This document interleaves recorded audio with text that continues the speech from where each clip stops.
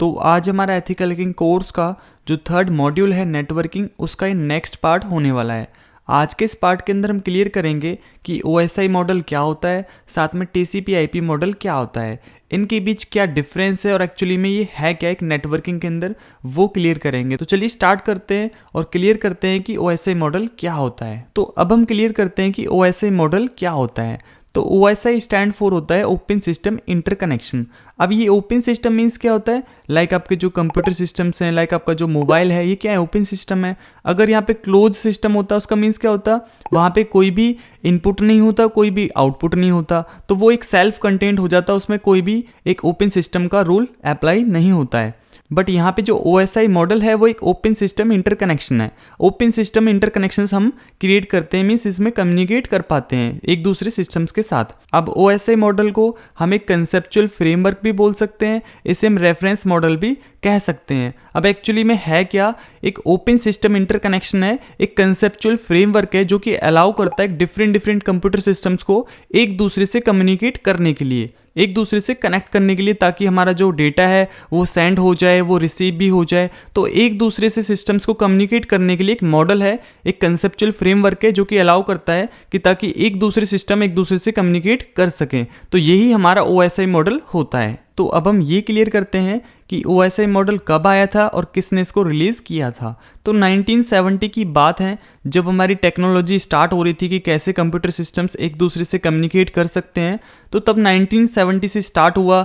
But जो OSI model है उसको रिलीज़ किया था 1984 के अंदर। कब रिलीज़ किया था, 1984 के अंदर इसको रिलीज़ किया था, एक इंटरनेशनल स्टैंडर्ड बना के, ठीक है, एक इंटरनेशनल स्टैंडर्ड प्रोवाइड करके। अब एक किसने किया था, किसने इसको रिलीज़ किया था, ISO, जो कि एक इंटरनेशनल ऑर्गेनाइजेशन फॉर स्टैंडर्डाइजेशन होती है, उसने इसको एक इंटरनेशनल स्टैंडर्ड प्रोवाइड कराया, एक मॉडल प्रोवाइड कराया, जिसकी हेल्प से हम क्या कर सकते हैं, सिस्टम्स को एक दूसरे से कम्युनिकेट करा सकते हैं इस मॉडल के थ्रू। इस OSI मॉडल के अंदर 7 लेयर होती हैं, जिनकी हेल्प से हम क्या करते हैं, कम्युनिकेट कर पाते हैं एक दूसरे सिस्टम के साथ, डेटा को सेंड करना, रिसीव करना।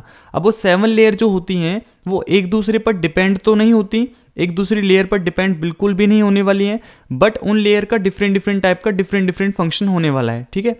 हर लेयर का एक अलग फंक्शन होने वाला, अलग उसका वर्क होने वाला है, ताकि हमारा जो डेटा है वो सेंड हो रहा है, जो रिसीव हो रहा है, वो एक ईजी वे में कम्युनिकेट कर पाए एक सिस्टम के थ्रू। ओके, तो इसमें जो लेयर होती हैं 7 होती हैं और वो एक दूसरे पर डिपेंड बिल्कुल भी नहीं होती हैं, उनके जो फंक्शंस होते हैं वो अलग अलग होते हैं हर लेयर का। तो वो कौन सी लेयर हैं जो OSI मॉडल के अंदर होती हैं, तो एप्लीकेशन लेयर, प्रेजेंटेशन लेयर और session layer, transport layer, network layer और आपका डेटा लिंक लेयर और साथ में आपका फिजिकल लेयर। तो ये 7 लेयर होती हैं जो कि OSI मॉडल के अंदर होती हैं।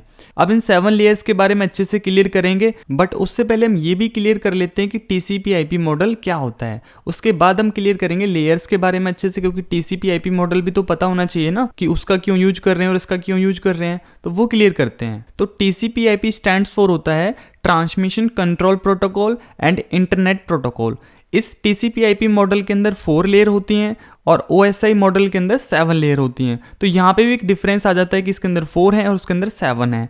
तो TCP/IP क्या है, एक कंसाइज वर्जन है एक OSI मॉडल का। इतना सा माइंड में फिक्स कर लो कि जो हमारा OSI मॉडल है उसका कंसाइज वर्जन है TCP/IP मॉडल। तो इसके अंदर 4 लेयर होती हैं, वो कौन कौन सी लेयर होती हैं, एप्लीकेशन लेयर, ट्रांसपोर्ट लेयर और आपका इंटरनेट लेयर और साथ में नेटवर्क एक्सेस लेयर। तो ये 4 लेयर होती हैं और OSI मॉडल के अंदर 7 लेयर होती हैं। और जो हमारा OSI मॉडल है उसके अंदर जो 7 लेयर होती हैं वो वर्टिकली अप्रोच यूज करती हैं, और जो हमारा TCP/IP मॉडल है उसके अंदर जो 4 लेयर होती हैं वो एक हॉरिजॉन्टली अप्रोच यूज करती हैं। और जो हमारा OSI मॉडल है वो एक लेस रिलायबल होता है और जो हमारा TCP/IP मॉडल है वो एक मोर रिलायबल होता है। तो ऐसे जो है सबसे ज़्यादा यूज करने वाला TCP/IP मॉडल ही होता है, जो आज के टाइम पे सबसे ज़्यादा यूज किया जा रहा है TCP/IP मॉडल। अब जो OSI मॉडल है इसकी जो टॉप वाली आपको 7, 6, 5 वाली लेयर हैं 3, इनको हम बोलते हैं सॉफ्टवेयर लेयर, और जो लास्ट बॉटम वाली जो लेयर हैं नेटवर्क, डेटा लिंक और फिजिकल, इन तीनों को हम बोलते हैं हार्डवेयर लेयर। अब जो बीच वाला लेयर है 4 वाला ट्रांसपोर्ट लेयर, इसको हम बोलते हैं हार्ट ऑफ OSI मॉडल। ये मेन लेयर है एक OSI मॉडल का, इसके बिना कुछ भी नहीं है। तो इसी से जो है डेटा ट्रांसमिशन होता है। तो ये मेन लेयर होता है लेयर जो हमारा ट्रांसपोर्ट लेयर, ठीक है, 4th नंबर का। अब यहाँ पे एक पॉइंट और भी आता है कि जो हमारी 7, 6 और 5th और 4th जो लेयर हैं ट्रांसपोर्ट तक, इसे हम एक होस्ट लेयर भी बोलते हैं, और जो हमारी network data link physical layer है इनको मीडिया लेयर भी बोलते हैं। तो आपको कंफ्यूज नहीं होना है कि होस्ट लेयर क्या है और मीडिया लेयर क्या है, तो इन दोनों को ऐसे हम पार्ट्स में डिवाइड कर देते हैं। तो ये होस्ट लेयर है और ये बॉटम वाली मीडिया लेयर है। ओके, तो अब हम इन 7 लेयर को कवर करने से पहले एक डायग्राम आप देख सकते हो, यहाँ पे एक सेंडर है, एक रिसीवर है। अब जो हमारी 7 लेयर होती हैं, जो हमारा सेंडर होता है ना, तो स्टार्टिंग होती है हमारी एप्लीकेशन लेयर से, और जो हमारा रिसीवर होता है वहाँ हमारी जो स्टार्टिंग है वो फिजिकल लेयर से होती है। तो यहाँ पे थोड़ा सा ध्यान आपको रखना है ये डायग्राम देखकर कि जो हमारा सेंडर है वो एप्लीकेशन लेयर से स्टार्टिंग करेगा,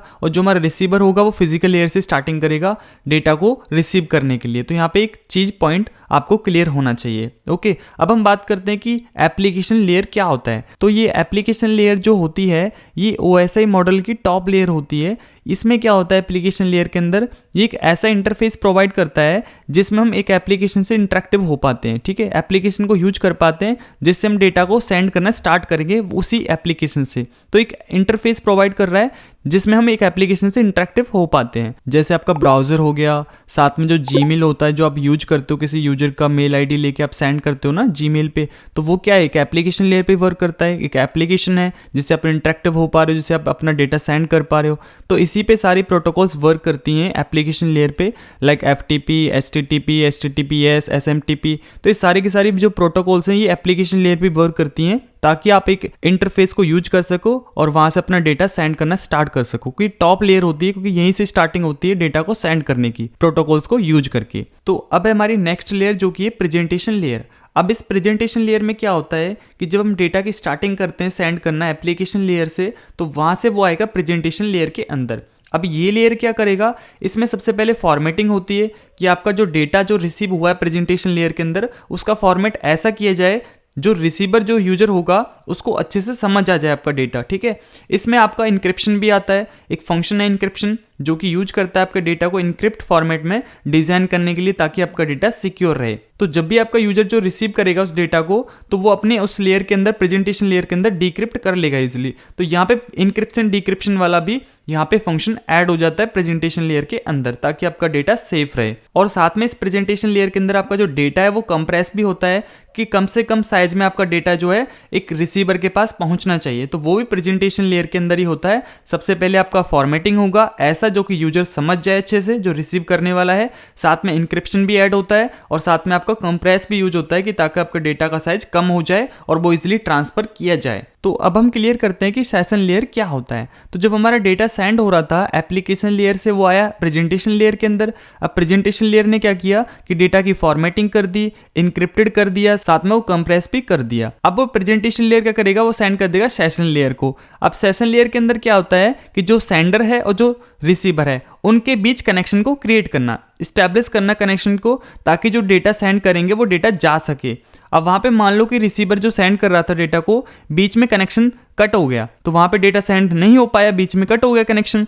तो वहां पे सेशन लेयर क्या करेगा कि उसको पूरा डेटा सेंड नहीं करना है वापस से, वो जहां पे एंड हुआ था, जहां पे कट हुआ था, उसका ही चेक पॉइंट लेके वापस वहीं से डेटा को सेंड करना स्टार्ट कर देगा। तो हमारी सेशन लेयर का क्या काम होता है, एक सेंडर और एक रिसीवर के बीच सेशन क्रिएट करना, ताकि जब भी उनका कोई भी कनेक्शन डिस्कनेक्ट होगा तो वहां पे जो सेशन लेयर है वो उनको मैनेज करेगा, ताकि जहां भी उनका डिस्कनेक्ट हुआ तो वहीं से दोबारा से सेशन को कनेक्ट करके डेटा को सेंड करना स्टार्ट करे वहीं से जहां पे वो कट हुआ था कनेक्शन। ओके, तो सेशन लेयर ये काम करता है। तो अब हमारा नेक्स्ट लेयर जो कि ट्रांसपोर्ट लेयर, जो कि मैंने आपको बताया था कि मेन लेयर होती है एक OSI मॉडल के अंदर, इसी से जो है डेटा मेनली ट्रांसफर होता है। अब ये क्या करता है ट्रांसपोर्ट लेयर, ये आपके जो है एक सेगमेंट्स में डेटा को जो है डिवाइड कर देगा और वो ट्रांसफर कर देगा नेटवर्क लेयर के अंदर। इतना सा माइंड में फिक्स करो कि ट्रांसपोर्ट लेयर क्या करता है, हमारे डेटा को डिवाइड कर देगा सेगमेंट्स के अंदर और फिर वो ट्रांसफर कर देगा नेटवर्क लेयर के अंदर। अब इसके अंदर TCP UDP यूज होते हैं। तो आपको पता है TCP क्या होता है, कनेक्शन ओरिएंटेड सर्विस होती है, और जो हमारा UDP होता है वो कनेक्शन लेस सर्विस होता है। तो यहाँ पे क्या हो रहा है कि डेटा को डिवाइड कर रहा है सेगमेंट्स के अंदर और उसको ट्रांसफर कर रहा है नेटवर्क लेयर के अंदर। अब यहाँ पे नेटवर्क लेयर क्या करेगा कि वो जो डेटा सेगमेंट्स में रिसीव हुआ है उसको डिवाइड कर देगा पैकेट्स की फॉर्म में, ठीक है, अलग छोटे छोटे पैकेट्स में डिवाइड कर देगा उस सेगमेंट को, जो सेगमेंट उसने ट्रांसफर किए है उसको पैकेट्स की फॉर्म में डिवाइड कर देगा। ओके, अब यहाँ पे जो नेटवर्क लेयर है ना, ये भी मेन है, इस पर बहुत सारा काम होता है। क्यों होता है? इसको सारा कुछ पता होता है कि सेंडर का एड्रेस क्या है, रिसीवर का एड्रेस क्या है, उसका आईपी क्या है, तो सारी इन्फॉर्मेशन इसी जगह पे होती है कि सेंड जो कर रहा है वो डेटा वो कहाँ से आ रहा है और वो किसको जाना है। तो यहाँ पे सारा एड्रेस स्टोर होता है और नेटवर्क लेयर ही डिसाइड करता है कि कैसे उस यूजर तक पहुंचाना है, किस वे से नेटवर्क के थ्रू वो जो डेटा है वो रिसीव होगा उस यूजर के पास। तो यही डिसाइड करता है और इसी के अंदर आईपी एड्रेस वगैरह स्टोर होता है ताकि वो सब कुछ इन्फॉर्मेशन रख सके कि डेटा कहाँ से आया था, किस यूजर ने सेंड किया था और किस यूजर ने उसको रिसीव किया है। तो ये नेटवर्क लेयर के अंदर होता है। अब जो हमारा राउटर होता है तो वो किस लेयर पे वर्क करता है? नेटवर्क लेयर पे। तो राउटर का जितना भी काम है वो सब कुछ नेटवर्क लेयर पे ही होता है। अब है हमारे डेटा लिंक लेयर। अब डेटा लिंक लेयर के अंदर क्या होता है, जब नेटवर्क लेयर ने इसके बाद ट्रांसफर किया पैकेट्स की फॉर्म में डेटा, तो यहाँ डेटा लिंक लेयर क्या करेगा, उस डेटा को कन्वर्ट कर देगा एक फ्रेम के अंदर, जो पैकेट्स की फॉर्म में था ना उसको कन्वर्ट कर देगा फ्रेम्स के अंदर। तो यहाँ पे डेटा लिंक क्या कर रहा है, उसको पैकेट्स की फॉर्म से हटाकर एक फ्रेम के अंदर कन्वर्ट कर रहा है, और जो नेटवर्क लेयर थी वो क्या कर रही थी, उस सेगमेंट्स को कन्वर्ट कर रही थी पैकेट्स के अंदर, और जो ट्रांसपोर्ट लेयर था वो सेगमेंट्स के अंदर कन्वर्ट कर रहा था डेटा को। ओके, तो यहाँ पे ऐसे ट्रांसफरिंग चल रही है। अब डेटा लिंक लेयर के अंदर क्या होगा कि जो आपका डेटा रिसीव हुआ है ना उस डेटा लिंक लेयर के अंदर, उसको सबसे पहले एरर फ्री करना, उसके अंदर कोई एरर है तो उसको सॉल्व करके उस एरर को फ्री करना ही इसका डेटा लिंक का काम होता है। ठीक है, अब डेटा लिंक लेयर के अंदर साथ में स्पीड को भी मेंटेन करना होता है, जिसे हम फ्लो कंट्रोल मैनेज बोलते हैं। ठीक है, जो डेटा की स्पीड यहाँ पे है वही एक रिसीवर के पास होना चाहिए। ठीक है, तो वो भी यहाँ पे मैनेज होता है कि डेटा का अगर स्पीड वहां पे कम है और यहाँ पे ज्यादा है तो स्पीड का क्या होगा,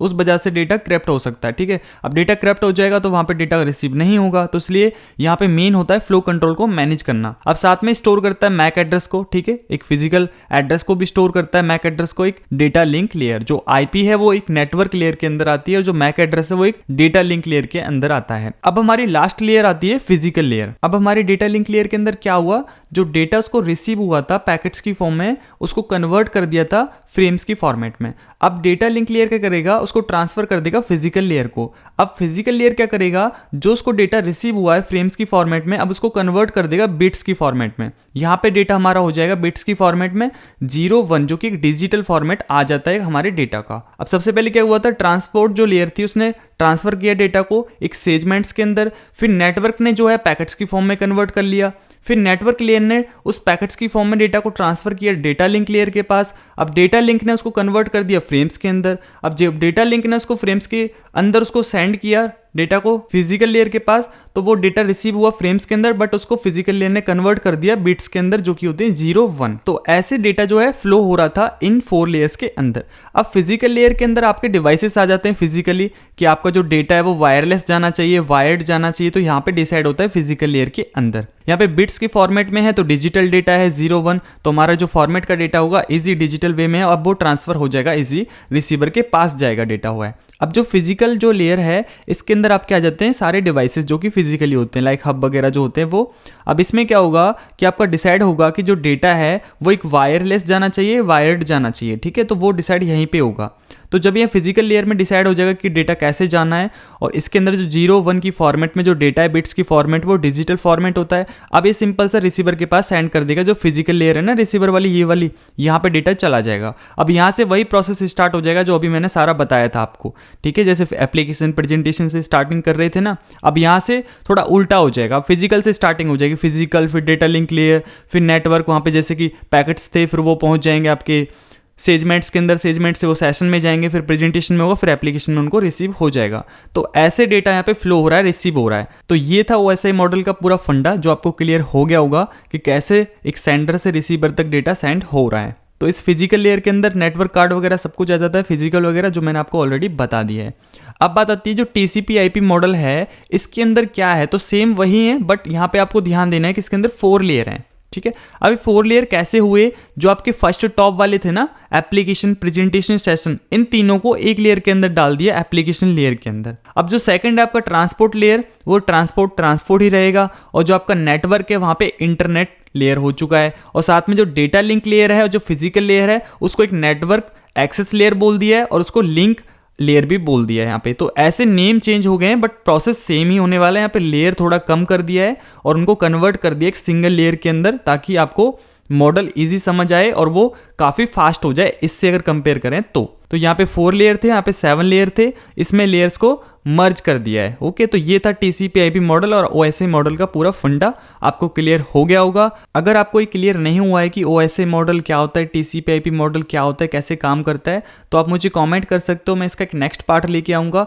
जिसके अंदर एक ईजी वे में एक अच्छे से एग्जाम्पल लेके आपको समझाऊंगा कैसे काम कर रहा है। बट इतना भी डिफिकल्ट नहीं है, बस आपको फ्लो समझना है कैसे फ्लो कर रहा है एक OSI मॉडल, ताकि आपका डेटा जो सेंड कर रहे हो आप और जो रिसीवर जो रिसीव कर रहा है वो कैसे काम कर रहा है उसके बीच। क्योंकि ये एथिकल हैकिंग का बेसिक कोर्स है, इसके अंदर इतना ही कवर कराएंगे, बाकी हम डेप्थ में चीज़ों को क्लियर नहीं कर सकते क्योंकि नेटवर्किंग बहुत बड़ा पार्ट है और काफ़ी आपको टाइम लग सकता है समझने में। बहुत सारे टॉपिक हैं जो आपको पता नहीं होंगे कि क्या होते हैं क्या नहीं होते हैं। लाइक अगर आपको TCP UDP नहीं आता तो मैं कैसे आपको समझाऊंगा क्या है क्या नहीं। तो पहले बेसिक थोड़ा थोड़ा हो जाने देते हैं, उसके बाद आप मुझे कमेंट कर सकते हो कि इसके एक और एडवांस पार्ट बनाओ जिसके अंदर ईजी वे में हमें समझाओ, तो हम फिर बात करेंगे इसके अंदर। ओके, तो सबसे पहले बेसिक कंप्लीट करो, ब्रिज क्या होता है, राउटर क्या होते हैं, स्विच क्या होते हैं। ओके, तो ये सारी चीज़ें क्लियर होंगी तभी आप इन चीज़ों को अच्छे से समझ पाओगे। तो आप मुझे कमेंट कर सकते हो। अगर ये वीडियो अच्छी लगी है तो लाइक करना, शेयर करना, और मिलते हैं आपको एक नेक्स्ट अच्छी सी वीडियो के साथ। तब तक के लिए गुड बाय।